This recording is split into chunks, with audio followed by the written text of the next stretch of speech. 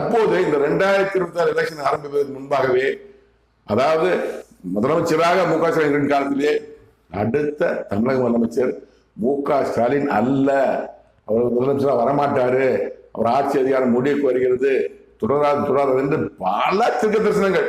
அவர் எதற்காக என் கடவுள் கூறினான்னு தெரியாது. மு.க. ஸ்டாலின் என்ன செய்தார், ஆட்சி நன்றாக செய்தாரா, தவறு செய்தார் தெரியாது. கடவுள் 2026 முதலமைச்சர் மு.க. ஸ்டாலின் அல்ல என்று பலரும் கூறினார்.